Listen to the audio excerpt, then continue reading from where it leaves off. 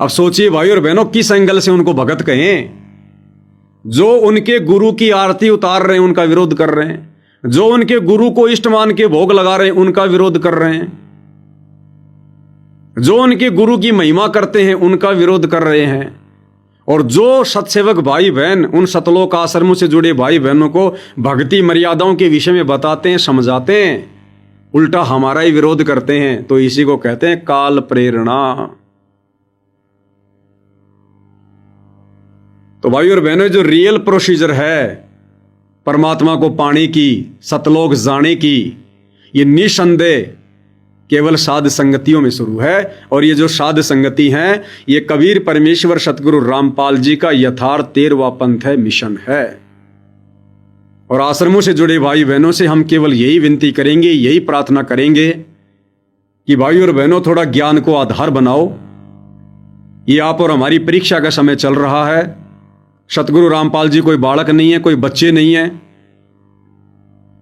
जो किसी सरकार के दबाव में आकर या किसी के षड्यंत्र के शिकार होकर हिसार की जो जेल है उसकी 4 दीवारी में कैद होके बैठे हों। वो परमात्मा वहां बैठकर पिछले 20 वर्षों से ज्ञान देकर सन 2014 से आप और हमारी परीक्षा ले रहा है। परीक्षा हमें चेक कर रहा है, ज्ञान आधार से कच्चे पक्के हीरों की परख कर रहा परमात्मा। और आप लोग क्या कर रहे हो फिर?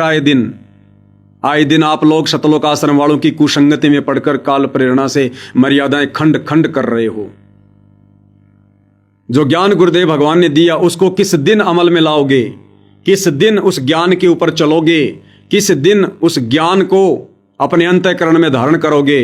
कब उसको आधार बनाओगे? किस लिए दिया था गुरुदेव ने? आंखें बंद करके मूर्ख बने रहने के लिए?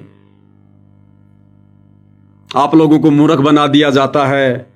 गुरुजी अगले 3 महीने में आ रहे हैं, गुरुजी अगली तारीख पर आएंगे।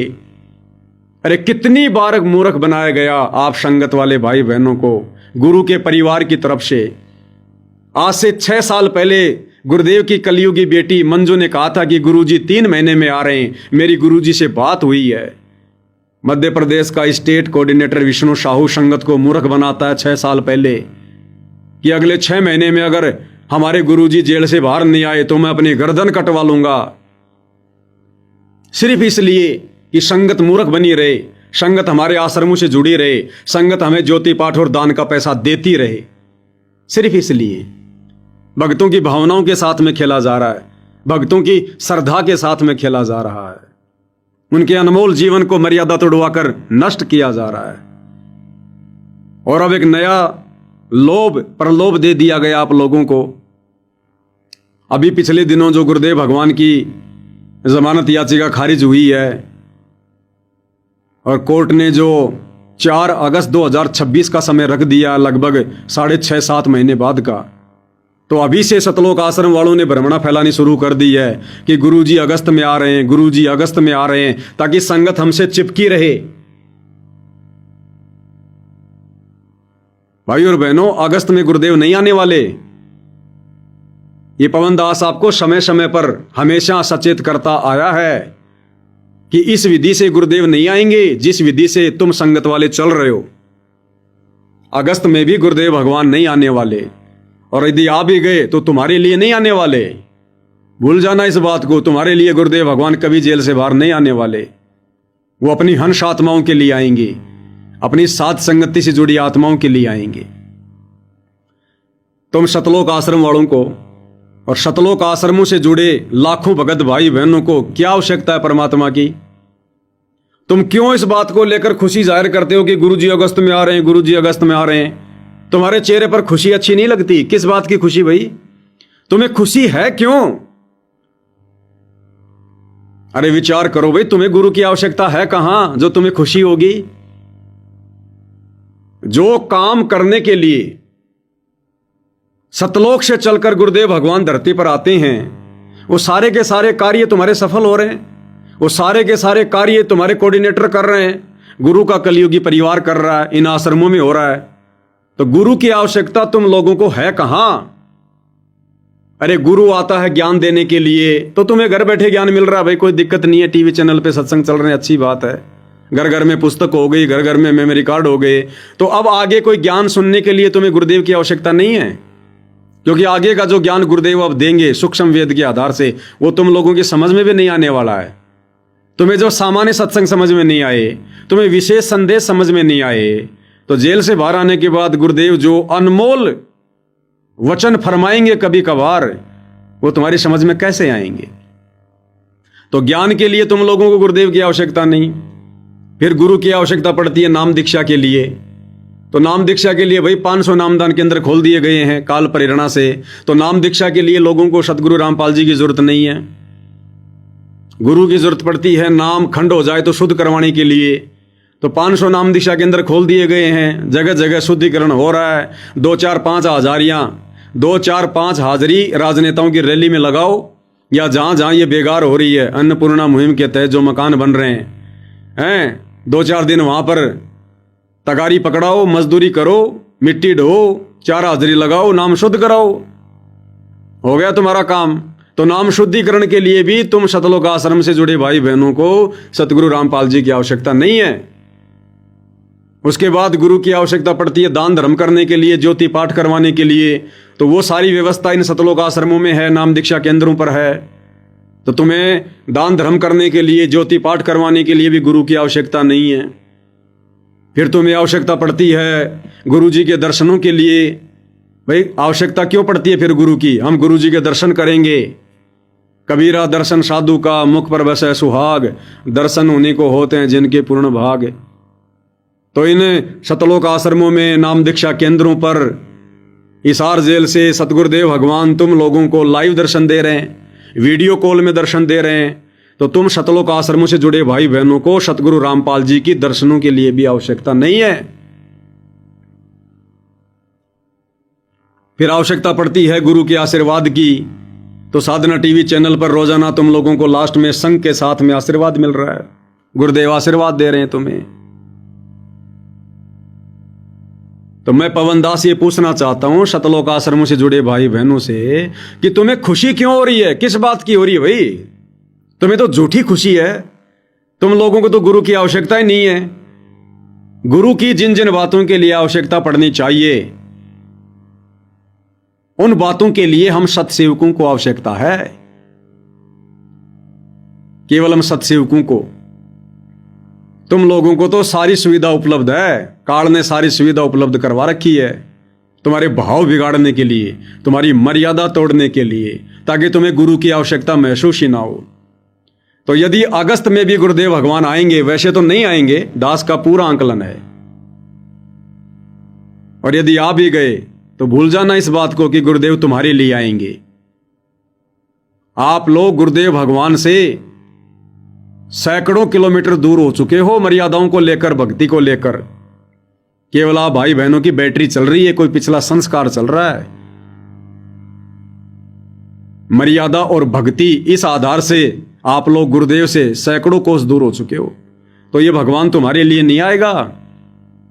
जिन आत्माओं ने साथ संगति से जुड़कर ज्ञान को आधार बनाया, अपने गुरु को परमात्मा बनाया, और घर को अपना सतलोक आश्रम बनाया, और तरह तरह के संघर्ष कर रही हैं, चाहे घर छूटो, चाहे जग रूठो, चाहे रूठो ये संसारा हो, हर प्रकार से विषय वासनाओं को लेकर, शारीरिक संबंध बनाने को लेकर घर घर में जो संघर्ष चल रहा है, मार पिटाई खाई जा रही है, गालियां खाई जा रही है, टूटने को तैयार नहीं, हम टूट जाएंगे लेकिन अब ये मर्यादा नहीं टूटेगी, समझ में आ गया मामला।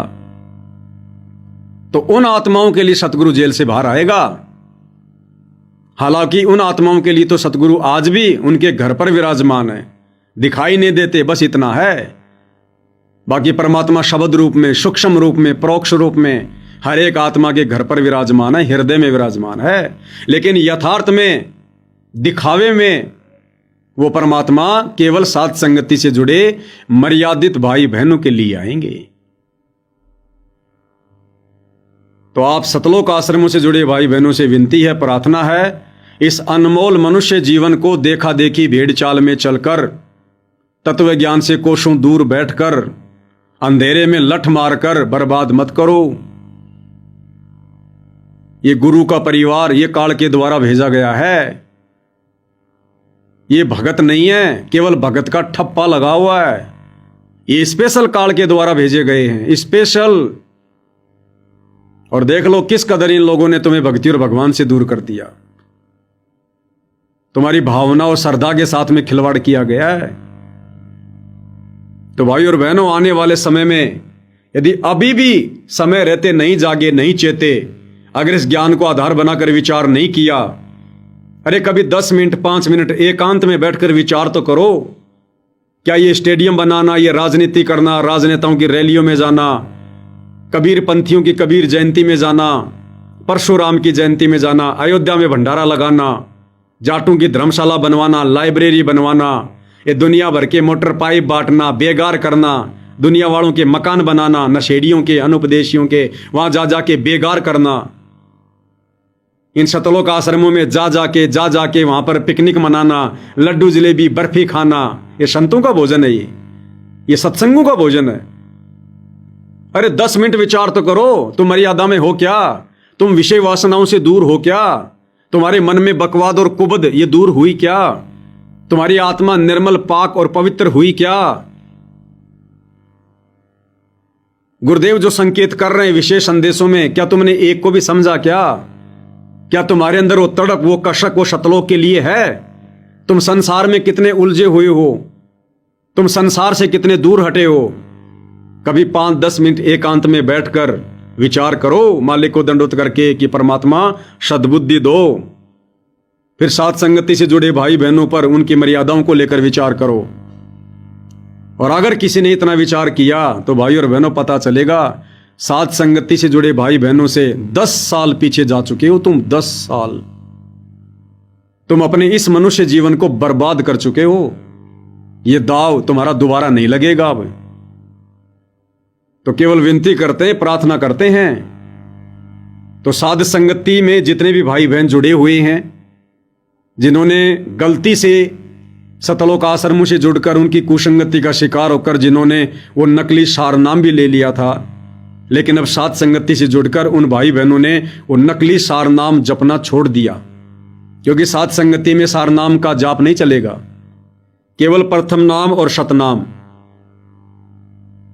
ये प्रथम नाम और शतनाम आपने चाहे ऑनलाइन लिया है, चाहे शतलोक आश्रमों से लिया है, चाहे किसी नाम दीक्षा केंद्र से लिया है, जिस दिन आप जिस साध संगति से जुड़ जाते हैं उसी दिन पूज्य गुरुदेव भगवान को दंडवत प्रणाम करके जाने अनजाने की तमाम गलतियों की समायाचना कीजिए। और केवल प्रथम नाम और शतनाम तक की ही हमने कमाई करनी है, और नकली सार नाम हमने नहीं जपना। कौन दे सकता है सार नाम? किसकी औकात है? ये सतलोक आश्रम से जुड़े लोग, गुरुदेव का परिवार, ये नामदान केंद्रों पर बैठे सेवादार, इनकी खुद की मर्यादा खंड खंड है। इनकी एक भी मर्यादा सुरक्षित नहीं है, एक भी मर्यादा। इनसे लिया गया सार नाम हमारा काम करेगा, और इनसे जुड़े रहकर इनसे लिया गया प्रथम नाम शतनाम भी आपका कभी जिंदगी में काम नहीं करेगा। शतलोक आश्रम से जुड़ना ही वर्तमान में गुरुदेव की गैर हाजिरी में मर्यादा तोड़ना है। अरे गुरुदेव के जेल से बाहर आने के बाद जुड़ो, जहां गुरुदेव जाएंगे वहीं जाओ, जिस भी आश्रम में जाएंगे जाओ, लेकिन वर्तमान में बरवाला कांड के बाद जब तक गुरुदेव भगवान हिसार जेल में हैं, तब तक इन शतलोक आश्रमों में जाना, इनके नाम दीक्षा केंद्रों पर जाना, इन लोगों की कुसंगति करना ही मर्यादा तोड़ना है। तो जो जो भाई बहन इन आश्रमों में जाते हैं, नाम दीक्षा केंद्रों पर जाते हैं, इन कोऑर्डिनेटरों के संपर्क में हैं, गुरुदेव के परिवार के संपर्क में हैं, समझ लो भाई और बहनों, आप गुरुदेव से कोसों दूर हैं। आप मर्यादा में नहीं हैं। आपके साथ कभी भी कोई भी अनहोनी घटना घटित हो सकती है, जो आए दिन हो रही है। भंडारों में आते जाते समय तरबूज की तरह रोड पर एक्सीडेंट में मर रहे हैं, फूट रहे हैं, छोटे छोटे बच्चे मर रहे हैं। आश्रमों में जाने वाले, आश्रमों से जुड़कर भक्ति करने वाले, जो दुर्गति वर्तमान में शतलोक आश्रमों से जुड़े भाई बहनों की हो रही है, शायद ही किसी की हो। अभी दास को हरियाणा में कोई काम था, तो दास ऐसे ही चला गया किसी भगत भाई के घर पर। पूरा परिवार उनका उपदेशी है। 2 दिन हम वहीं रहे, मालिक की महिमा करी। तो उन भाई बहनों ने बताया, उनके रिश्तेदार जो जुड़े हुए हैं आश्रमों से, उनके आसपास के भगत जो जुड़े हुए हैं, जो सारनाम प्राप्त हैं, एक भगत जी ने तो यह बताया कि मेरी दोनों बहन मेरे आसपास में रहती हैं, बराबर में उनके मकान हैं, और मेरी दोनों बहन सारनाम प्राप्त हैं। सारनाम उस भगत जी को भी मिला हुआ है, लेकिन वो तो समय रहते साथ संगति से जुड़ गए। उन बहनों को भी काफी प्रयास किया, लेकिन वो नहीं मानी। तो उसकी दोनों बहनें, जिनके दोनों के मकान बराबर में, और एक छोटे से एक जमीन के टुकड़े को लेकर, एक प्लाट को लेकर, उन दोनों परिवारों में अभी 8-10 दिन पहले खूनी संघर्ष हुआ। लात घूसे, मार पिटाई, लंडे डंडे, इतनी भयंकर लड़ाई हुई। उनको हॉस्पिटल में एडमिट होना पड़ा, जबकि वो सारनामी है दोनों। वो दोनों बहनें सारनामी, वो परिवार सारनामी, और एक प्लाट को लेकर वो सतलोक आश्रमों से जुड़े सारनामी भगत भाई बहन लाठी डंडे से लहू लुहान हो गए। लाठी डंडे से लहू लुहान, हॉस्पिटल में पड़े। और भी उन्होंने बहुत सारे किस्से बताए और कहा, भगत जी हमारा सौभाग्य जो परमात्मा ने हमें साथ संगति से जोड़ दिया, हमें आपके वीडियो देखने को मिल गए भगत जी, अन्यथा आज हमारी भी वही दुर्गति होती। हम परमात्मा से दूर होते ही होते साथ में हमारी दुर्गति होती वो न्यारी। कोई 10 भगतों के उदाहरण दिए उन्होंने कि भगत जी वो सड़ रहे हैं, मर रहे हैं एक्सीडेंट में, अकाल मौत। घर घर में लड़ाई झगड़ा, भक्ति नाम की चीज नहीं। सुबह उठते ही उनके घर में लड़ाई झगड़ा, गाली गलौज, ये हाल हो रहा है भाई और बहनों। ये सतलोक आश्रमों से जुड़े भक्तों के घर घर की राम कहानी बता रहा हूं आपको, घर घर की राम कहानी। इसीलिए तो गुरुदेव भगवान ने विशेष संदेश नंबर 66 में कहा था कि अच्छे इंसान तो जगत में भी ऐसा नहीं करते जैसे तुम भगत कर रहे हो। वो अंतर्यामी सब कुछ देख रहा है। इसलिए विनती कर रहा हूं भाई और बहनों, अभी भी समय है।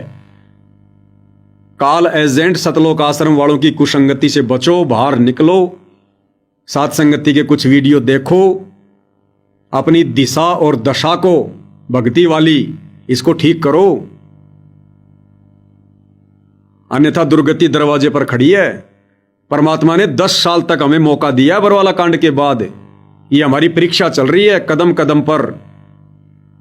तो विनती कर सकते हैं, प्रार्थना कर सकते हैं भाई। बाकी समझना ना समझना, इन बातों को अमल में लाना ना लाना, ये तो भगत के अपने संस्कार के ऊपर निर्भर करेगा। और साथ संगति से जुड़े भाई बहनों से भी अंत में यही विनती, यही प्रार्थना है भाई और बहनों। देखो परमात्मा जैसे जैसे मौका देंगे, आप भाई बहनों की सेवा में दास विशेष संदेशों को लेकर हाजिर रहेगा। कभी नहीं मौका मिला तो ठीक है, बाकी रोजाना रात्रि 8 बजे कोशिश करेंगे विशेष संदेश पर लाइव आने की। ये विशेष संदेश तो केवल एक बहाना है भाई और बहनों। इस बहाने वर्तमान में संगत में क्या चल रहा है, कहां काल क्या सूक्ष्म चाल चल रहा है, कैसे वो हमें ठगने का प्रयास करेगा, मर्यादा तुड़वाने का प्रयास करेगा, और कैसे कैसे हम भगत भाई बहन एक दूसरे के संपर्क में रहकर परमेश्वर की महिमा करते हुए अपनी मर्यादाओं को बचा सकते हैं। इन बातों के लिए परमेश्वर हमें एक दूसरे से जोड़कर रखना चाहते हैं। और कुछ विशेष संकेत जो इन विशेष संदेशों में छुपे हुए हैं वो भी आप और हमारे सामने आते रहें, ताकि हम भक्ति मार्ग पर दृढ़ रहें। अब हम किसी के बहकावे में ना आए, किसी के चक्कर में ना आए। कोई हमें कितना ही डराए, कितना ही बहकाए काल प्रेरणा से कि पवन दास के साथ हो, तुम्हारी मर्यादा खंडित है, तुम गुरुद्रोही हो जाओगे, तुम्हें आश्रमों में नहीं घुसने दिया जाएगा। अरे आश्रम हमारे ससुराल हैं क्या, जो वहां जाएंगे तो हमारे टीका निकाला जाएगा, हमें जवारी दी जाएगी।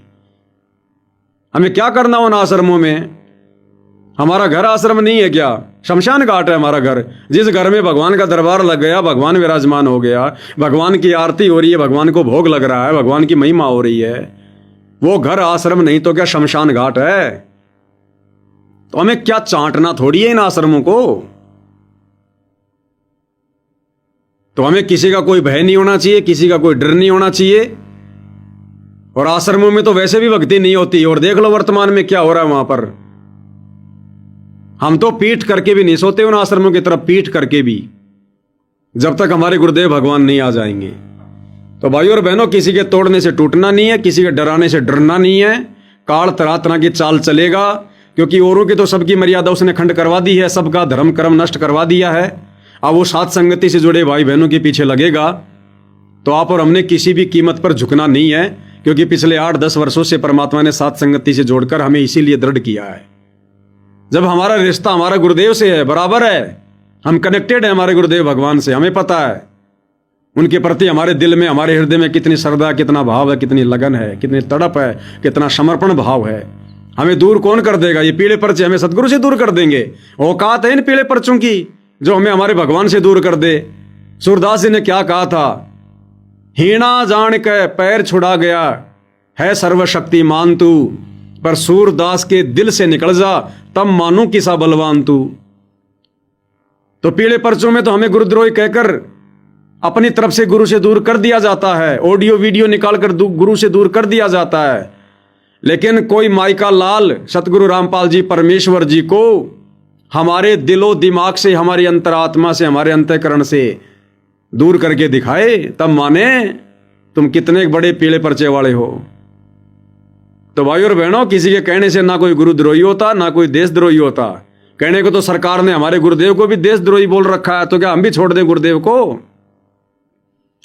अरे मात्र सतलोक आश्रमों वालों के द्वारा हमें गुरुद्रोही कहने से यदि हम साथ संगति छोड़ दें, तो इस आधार से तो सरकार ने भी संत रामपाल जी को देशद्रोही कह रखा है, तो छोड़ दो फिर संत रामपाल जी को।